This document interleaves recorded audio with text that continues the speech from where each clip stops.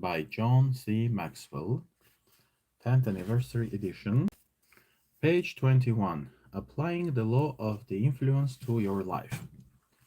1. Which of the myths in the chapter have you bought into the past? Oh yes, we have covered this. We have covered the second point. Uh, yeah, let's continue with the second point. What do you usually rely upon most to persuade people to follow you? Rate yourself on a scale of 1 to 10 for each of the 7 factor names in the chapter. A 1 means it's not a factor, while a 10 means you rely on it continually. Okay, character, who you are, from 1 to 10. I think I rely on this a lot. I'd give this at least 7. That would be the minimum, but more than 7, 8 to 9. Sometimes even 10. I think in my mind I'm like, okay, I need to be very honest. Honesty is the best policy, very transparent, so that people know me, people understand who I am, etc., etc. So 8, solid 8. Relationships, who you know. Well, relationships are important, maybe 7. And I realize I need to build a lot of relationships. I try to build relationships with my followers via YouTube as well. And at Los Angeles Valley College, I want to take non-credit lessons as of now, and later uh, take credit lessons as well once I get the resident status here in the US and the education becomes affordable for me too. For now, I'd have to pay between $8,000 to $12,000 per year for taking credit classes at LAVC because I'm not a US citizen, I'm not a resident, it's too expensive for me. No, that's crazy. Right. Knowledge, what you know. Yeah, knowledge, yeah, I think that would be 10, from 8 to 10. Like, if I don't know something, I cannot even act on it. So knowledge would be probably 10. Intuition, what you feel. Yeah, intuition, I think I rely on it, but I'd give it 6 out of 10. Hi, dear brother, says MD Ovis. Hi there, Ovis. I'm from India. Namaste and welcome to my channel, Ovis. Are you in Los Angeles or are you in India, Ovis, now? Curious. Yes, intuition. Coming through the back door. Bow Dragon. If you don't like the channel, just don't watch it. Thank you for the like. I'm your subscriber. It's fun. It's nice, Ovis. Thank you very much. Thanks for being a subscriber. I appreciate and value each and every subscriber. So thank you for the 2 likes. Those 2 people who liked the channel. Thank you very much. And others, I encourage you to like. Oh, 3 likes already. Thank you very much. Intuition. Yes, that would be 6 for me. But I think intuition needs the validation of the reason. Always. Always I need to validate something through reason. I'll give you a very honest personal story. We had a row with my father. We fought. Well, here's the situation. There is a little part in the house, in the property he owns, which he agreed to pass to my to allow me to use it. Yeah, and I started renovating the space. It hasn't been renovated for 30 years, and I changed windows. Like, there were 4 windows, I changed 2 of them based on my income and earnings.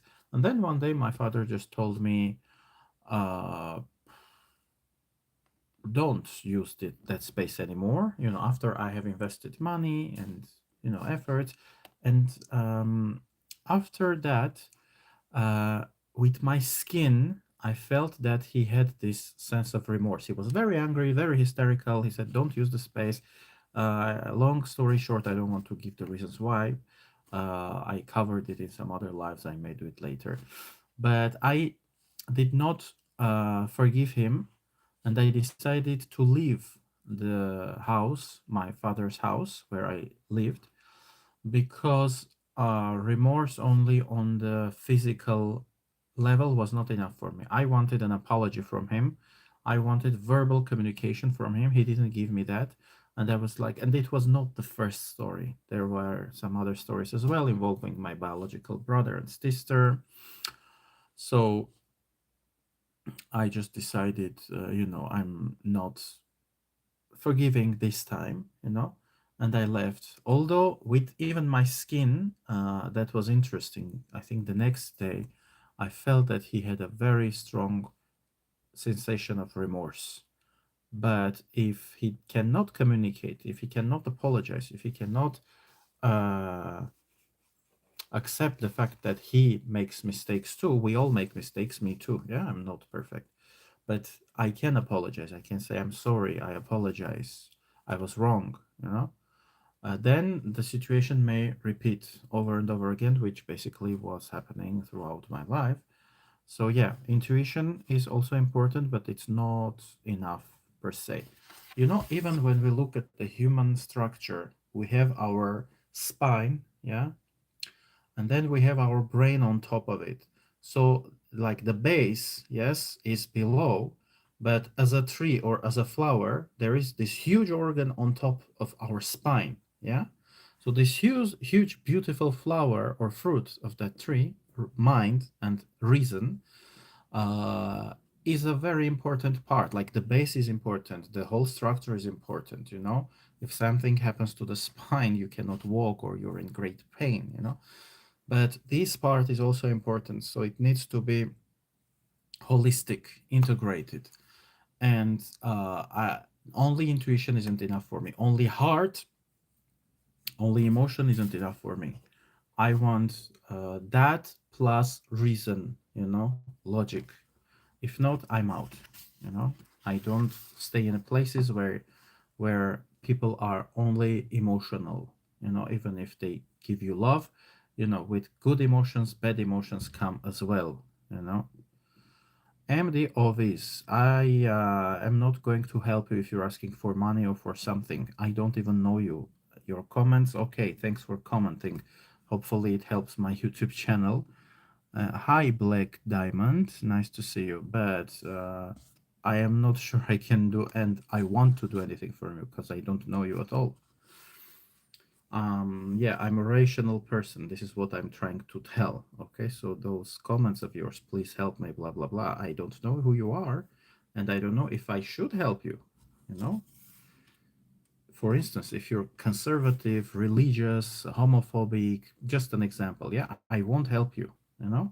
I need to understand who the person in front of me is, his values or their values, and then etc. My Melody asks me, "Are you okay?" Thank you for the question, My Melody. Both yes and no. I'm in a hard situation now in my life. I came to the US recently. I'm applying for asylum here, so there's a lot of emotional, psychological turmoil. Also, I was physically attacked in my country of origin, etc. So yeah, experience where you've been. Well, experience is important. I told you last time, yes, when I was live, that one of the components of wisdom is experience.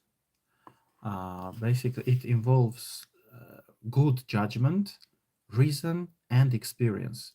If you ask the definition of wisdom, one of the dictionaries gives you those three things, you know, and experience is one of those three things. Again, good judgment, knowledge, and experience. Those three make wisdom together.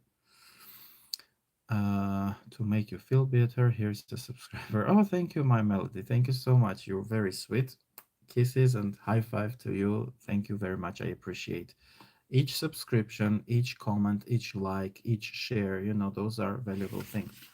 Also, a reminder to everyone that you can become a paid subscriber on this YouTube channel. And with that, there's a course entitled Introduction to Practical Philosophy. And in that course, I also cover wisdom. What is wisdom? Because philosophy, it's a Greek word, philosophia, love towards wisdom. So in the course, you get a very good basis for understanding philosophy, its definition, each component of the definition. What is good judgment? What is wisdom? Sorry, what is good judgment? What is knowledge? What is experience? What are the differences? Why the three are important to make wisdom instead of just taking each separately, each one. And then you can discover the five components of philosophy as well. Okay, experience is very important, yes. Uh, even the story with my father, I decided to move out because I had e- experience previously. Here's another crazy story. I had Russian students. I'm a tutor. I teach languages. I teach English, French, introductory Hebrew. And that person was from Russia, Anton. His name is Anton. And with I called him Anthony to give him, this boost and to make him, think of himself as a Westerner. Sometimes when you play it, they say fake it until you make it. Yeah. I taught in China, in Beijing. We all had, English names at my training center. All the kids had English names. That was an interesting cultural phenomenon. So the guy, I helped him move out from Russia when Putler started its aggression. Yeah, that's subhuman. Yes, that fascism and racism. So I helped Anthony and his wife move in and come to Armenia. I found an apartment for them, and those two young individuals were saved from that carnage, from that ghetto. Yeah. And one day I just invited them to my father's place, and we were chatting and stuff. And then my biological sister came and saw them, and she said "Здравствуйте," which is hello in Russian, and went.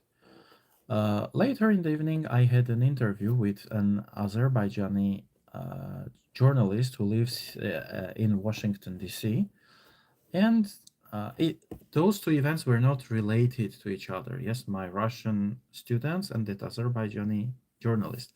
But my sister, along with my niece who lives in Russia, they were eavesdropping to my conversation, although I was in my room. And at the end of the conversation, I think I said "Choch Sahol," thank you in Azerbaijani, something like that.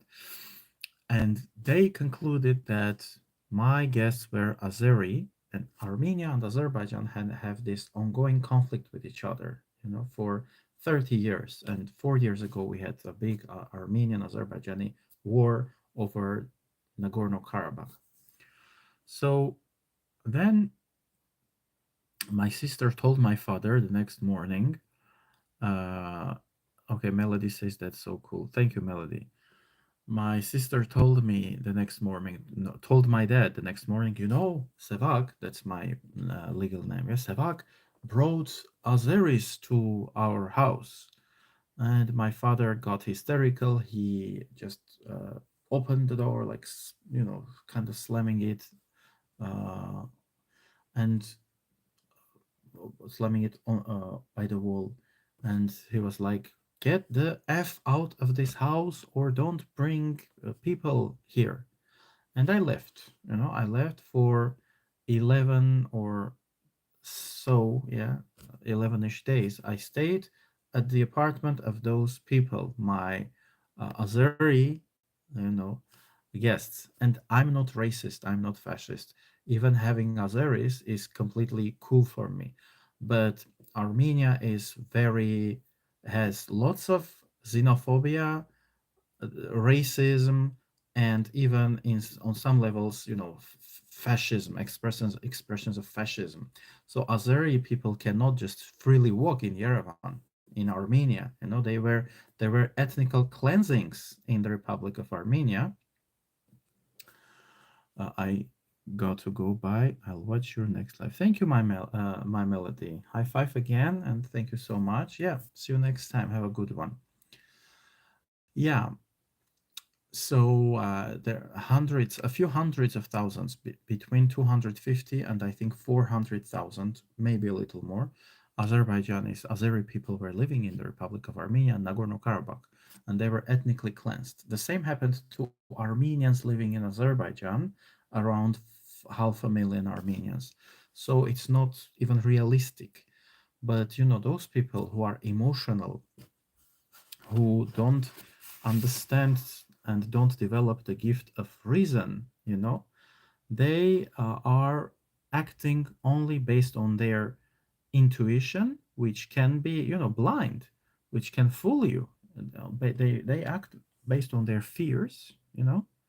And so, long story short, that time I had, pity. My father called me around 10 days later and told me, come back home. And I was like, okay, my mom and, my biological father, I don't want to cause them trouble and pain. So I went back. But I could stay at my friends' places and find some solution for myself. So that was the first story. And after that, I went back. And now, after this second story, when I was deprived of the space which was given to me it was given to me unconditionally. They didn't say, okay, don't break this rule or else. There was nothing. He just told me, okay, use it. So because I had experience after this second story, I just moved out for good. I was like, okay, enough is enough. You know, so experience is very important. And for this exercise, I'd give, I think, at least 8 out of 10.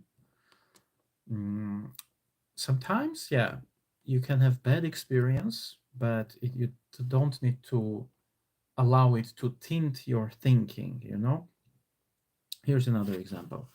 I lived in a very homophobic country, the Republic of Armenia, and finding even partners for sex is very hard.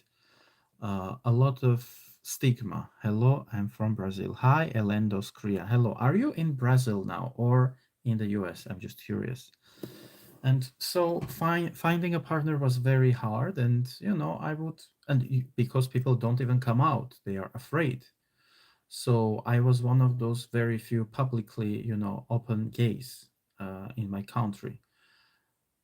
And I would write to men, like also straight men. I couldn't guess, whether the person would be gay or not.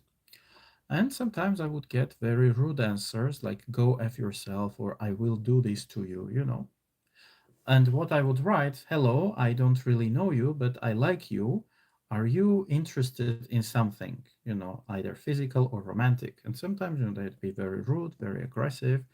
But I didn't allow my fears and my past negative experience to stop me from reaching out, and that's also important. So experience is important. But again, if we take the definition of wisdom, we could think of it as a pyramid. Okay, here's the sign, Illuminatis and the Masons, Freemasons are coming at you. So if you take it as a triangle, you have those three angles. Good judgment is one of the angles, and experience is another angle. So it's important to have those three angles, work together instead of just relying on either experience or just judgment. Yeah, that's it. Past success, what you've done. Well, past success is important, but maybe I'd give it 6 out of 10 for past success because I like, starting things which I haven't done before. And right now in the US, I never applied for asylum before. Yeah. I traveled a lot. I've been to Israel, France, the Netherlands, very tolerant and open countries. As an openly LGBT activist, I was invited to conferences and stuff. I've been to the US in 2012. I was an intern at Los Angeles LGBT Center, but I went back to my country because I was like, okay, I will change it. I'm young, I'm strong, I'm enthusiastic, I've got the power, I will change it. My mindset was very positive and I was kind of probably productive in some way as an LGBT activist, writing articles, making online content and stuff and participating in events, projects, etc., etc.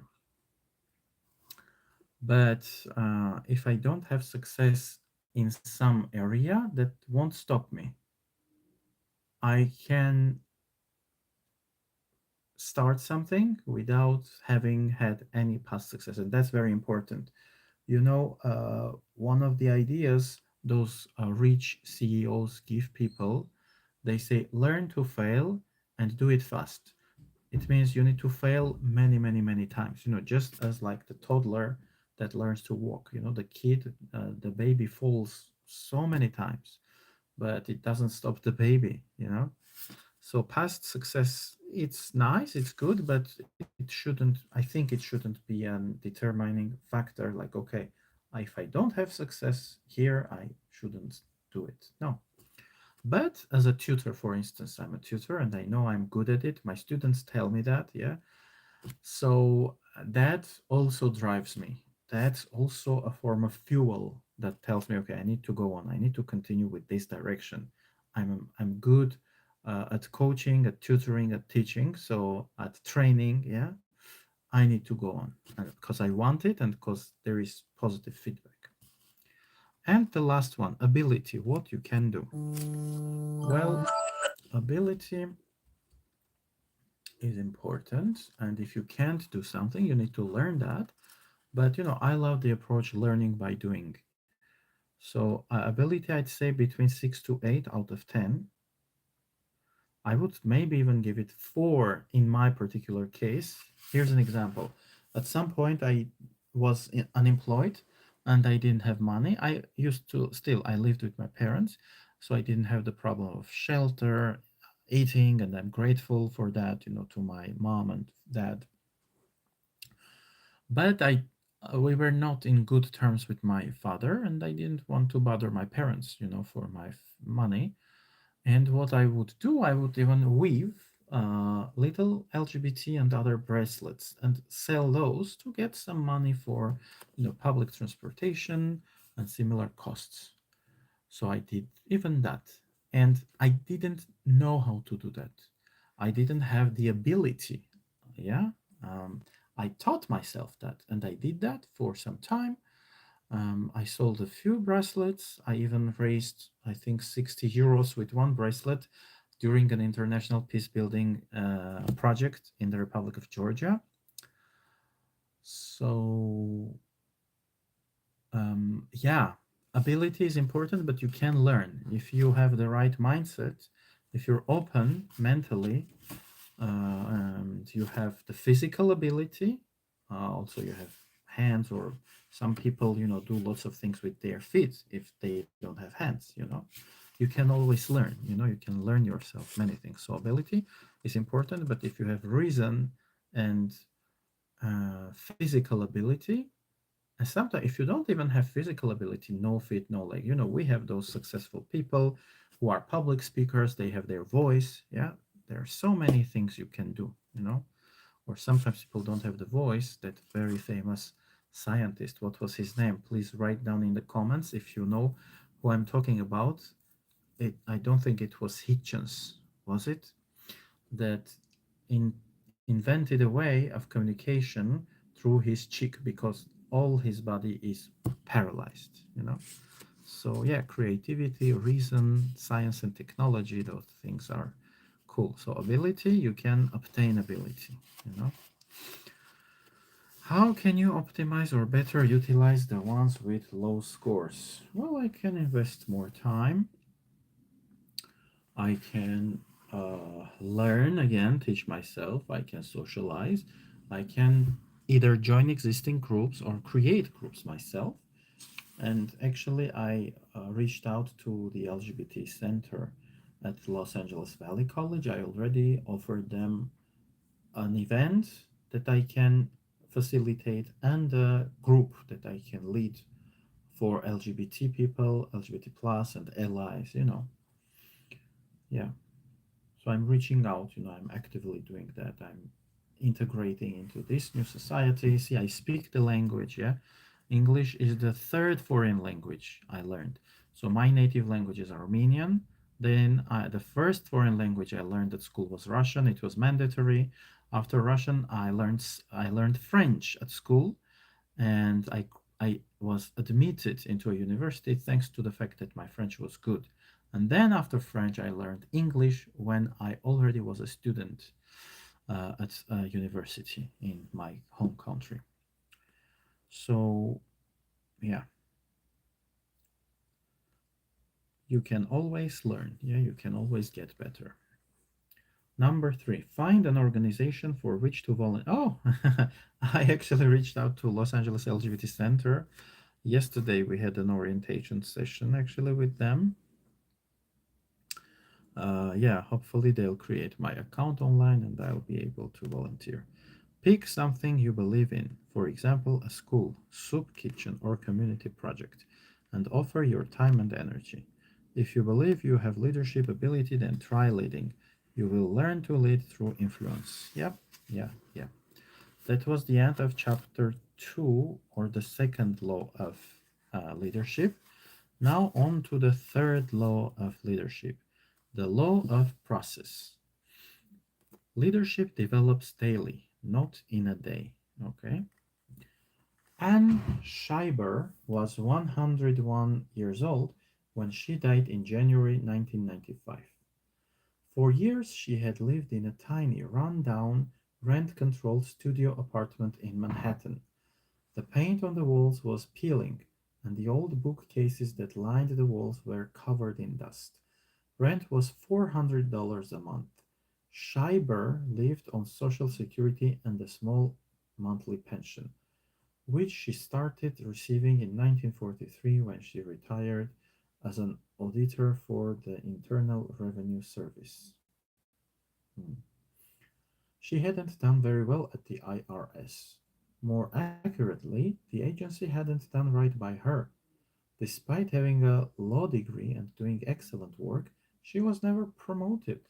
And when she retired at age 51, she was making only $3,150 a year.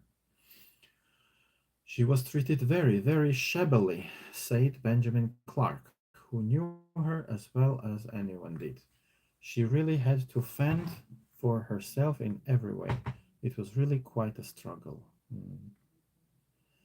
Shiver was the model of thrift. She didn't spend money on herself. She didn't buy new furniture as the old pieces she owned became worn out. She didn't even subscribe to a newspaper. About once a week, she used to go to the public library to read the Wall Street Journal. Windfall. Imagine the surprise of Norman Lamb, the president of Yeshiva University in New York City, when he found out that Anne Scheiber, a little old lady whose name he had never heard and who had never attended yeshiva, left nearly her entire estate to the university. When I saw the will, it was mind blowing, such an unexpected windfall, said Lamb. This woman has become a legend overnight. The estate Anne Scheiber left to Yeshiva University was worth $22 million. Wow. How in the world did a spinster who had been retired for 50 years build an eight-figure fortune?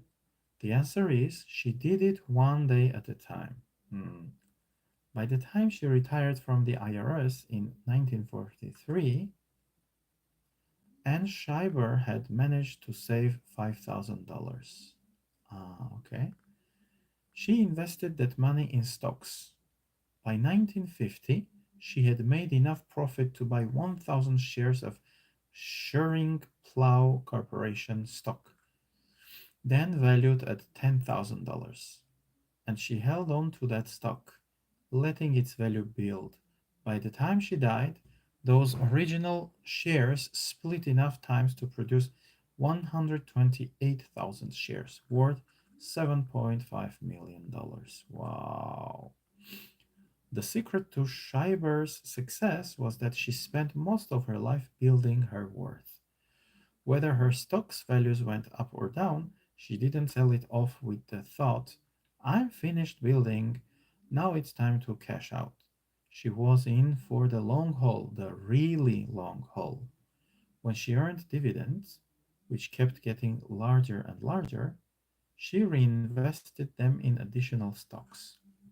She spent her whole lifetime building, while other people worry that they may run out of funds before the end of their lives. The longer she lived, the wealthier she became. When it came to finances, Schreiber understood and applied the law of process. Leadership is like investing, it compounds. Becoming a leader is a lot like investing successfully in the stock market. If your hope is to make a fortune in a day, you're not going to be successful. There are no successful day traders in leadership development. What matters most is what you do day by day over the long haul. My friend Tag Short maintains the secret of our success is found in our daily agenda. If you continually invest in your leadership development, letting your assets compound, assets is in brackets, the inevitable result is growth over time. What can you see when you look at a person's daily agenda? Priorities, passions, abilities, relationships, attitudes, personal disciplines, vision and influence. See what a person is doing every day, day after day. See what a person is doing every day after day, and you'll know who that person is and what he or she is becoming.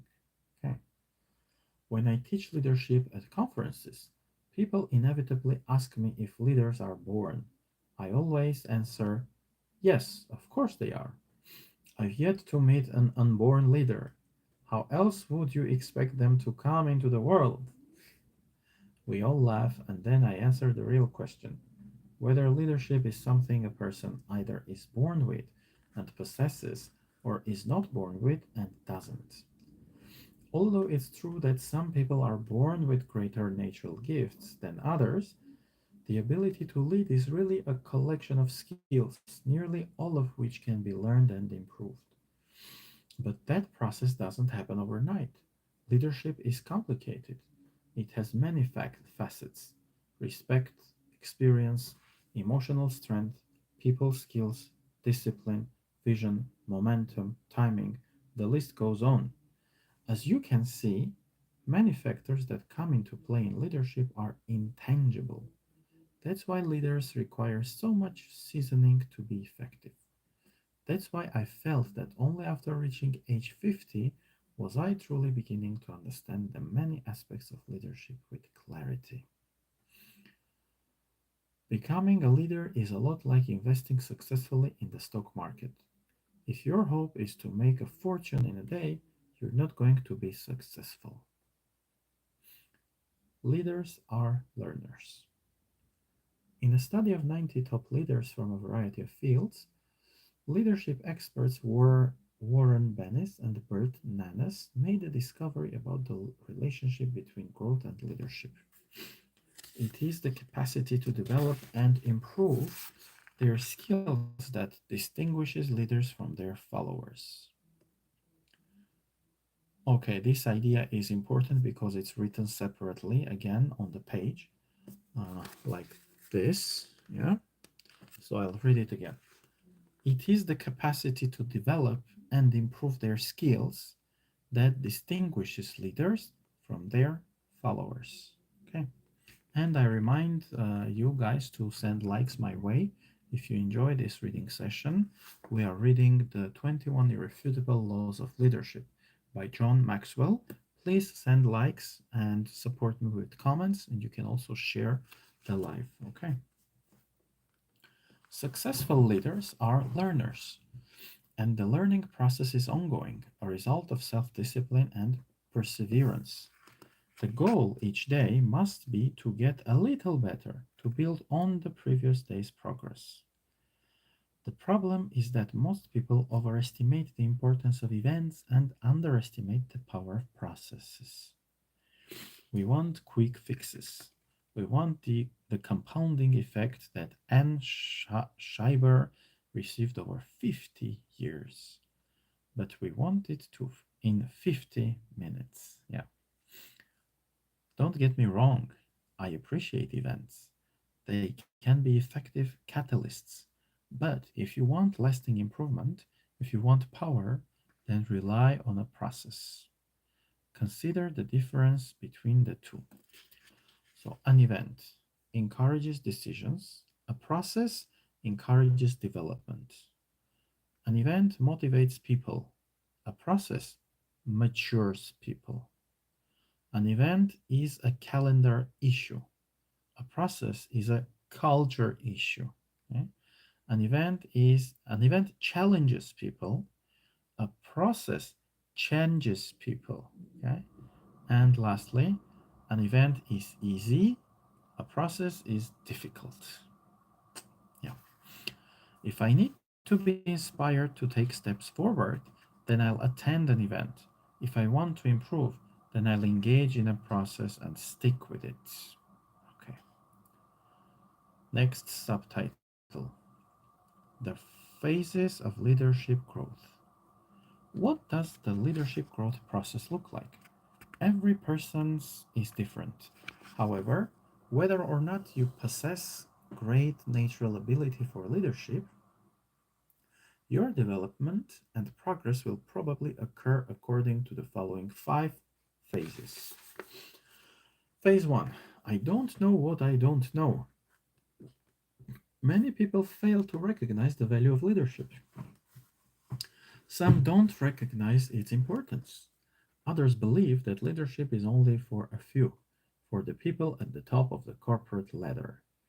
They have no idea of the opportunities they're passing up when they don't learn to lead. This point was driven home for me when a college president shared with me that only a handful of students signed up for a leadership course offered by the school. Why? Only a few thought of themselves as leaders.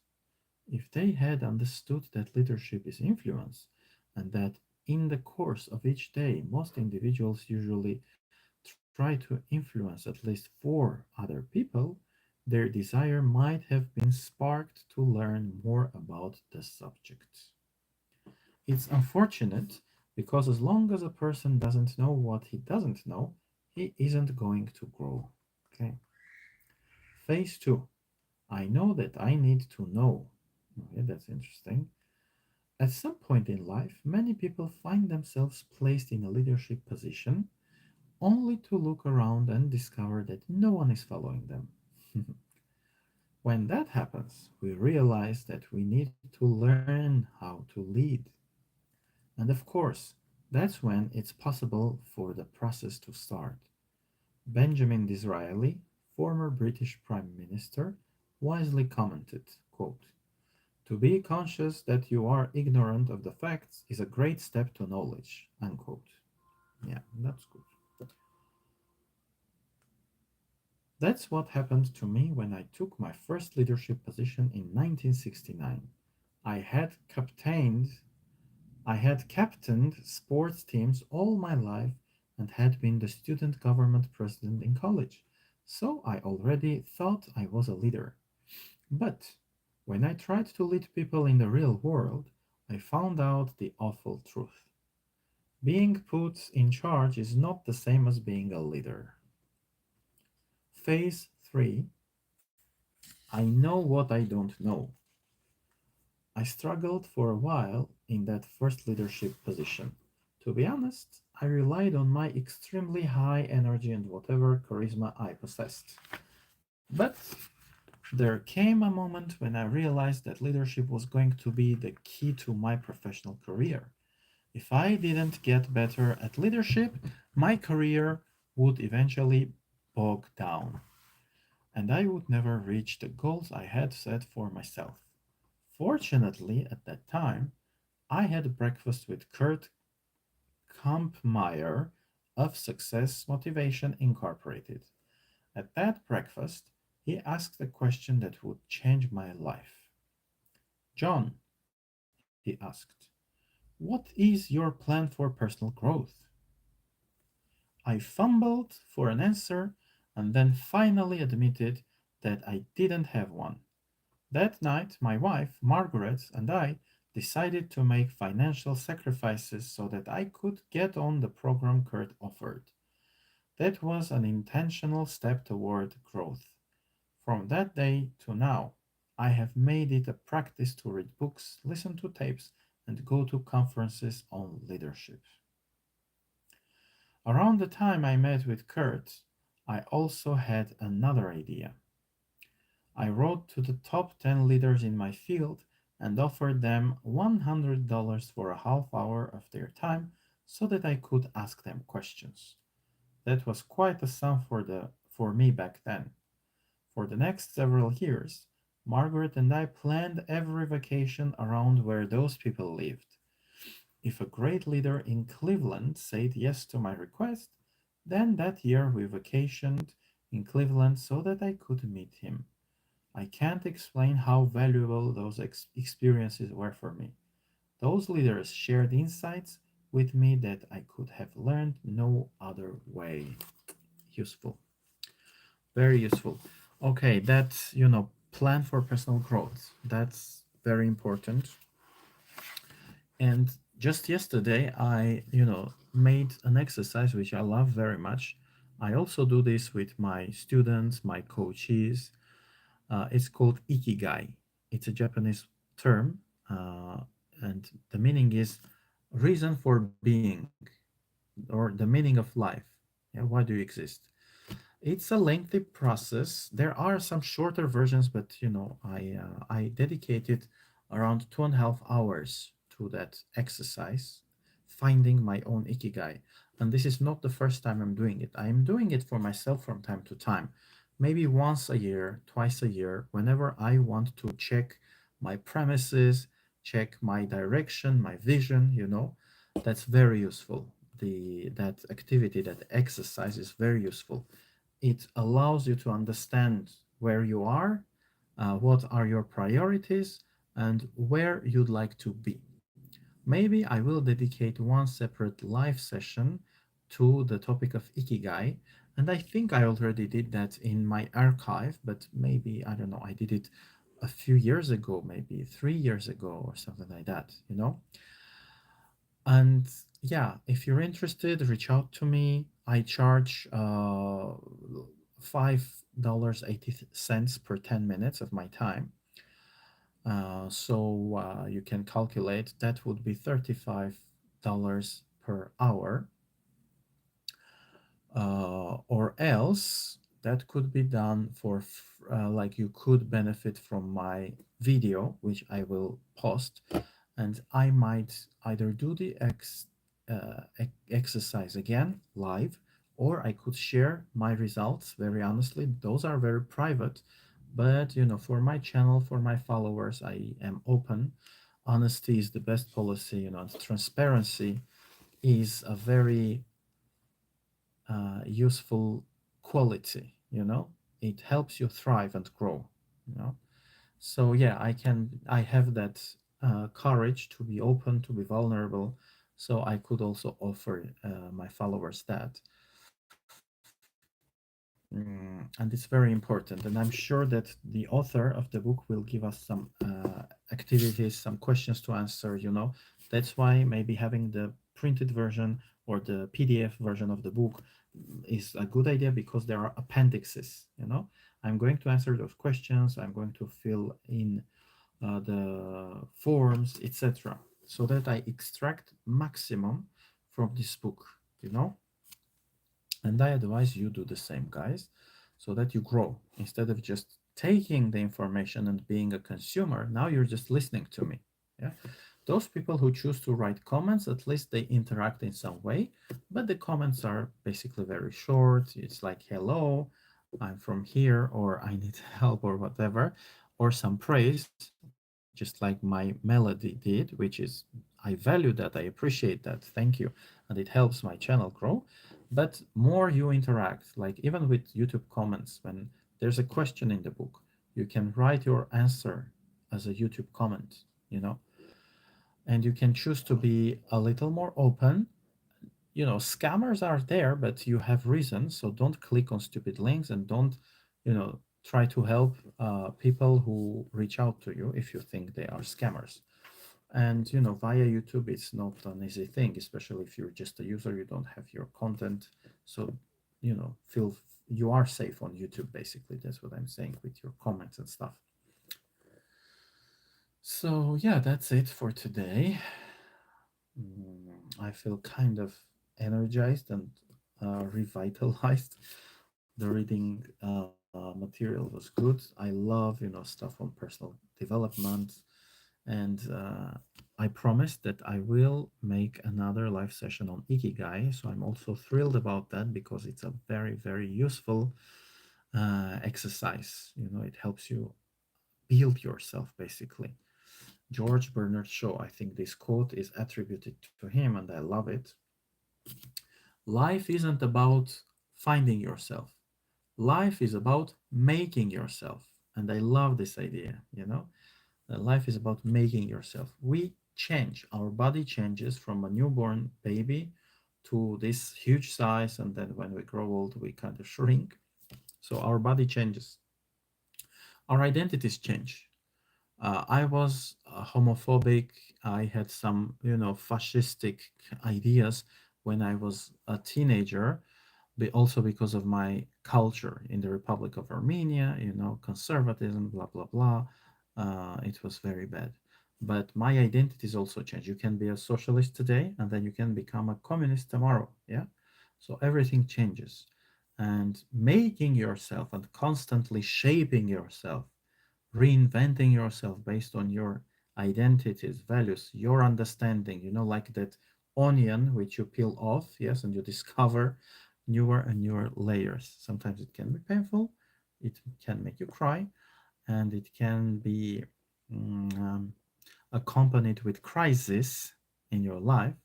But that's it. Life is, especially the physical life, is, I'd say, um, dual. Yes, so there is everything of two. If there is joy, there is sadness. There is birth, there is death. There is pleasure, there is pain. So this duality, we cannot escape from. Some from time to time we have to experience both. Physically, emotionally, etc., etc. So that's why reinventing yourself, understanding yourself, doing such activities like ikigai, finding your meaning of life, formulating it, and that can be updated. That can be modified based on your identities, based on your priorities, your professional identity, your sexual identity, your let's call it familiar, like in terms of family. Are you a mother? Are you a son? you know if you're not a mother, your identity will be different. If when you become a mother or a parent, your identity will change, based on that too. That's why it's very valuable. So thank you for being with me. Thank you for each like. For now, there are 4 people who liked this live session. I encourage everyone to send likes, to comment on the video, to share it on Facebook, Nextdoor, LinkedIn, X, because this is useful content. We are here to uh, work on ourselves, on our personal growth, personal development, and the book is on leadership. Yeah. And if you look carefully on the name of my channel, New Intellectuals Community. So I'm building a community of people who want to invest in themselves, who want to grow and become, just as Gandhi said, yeah, become the change that you want to see in the world. Just like those light bulbs, the light bulb spreads the light. Yes, so it is the messenger of light. Yeah, if you want to be the messenger of reason, of well-being and prosperity, join my community, online and offline. Join the New Intellectuals community, okay, and co-create with me. So a big high five to all of you. Thank you for being with me again, and see you next time. Bye bye.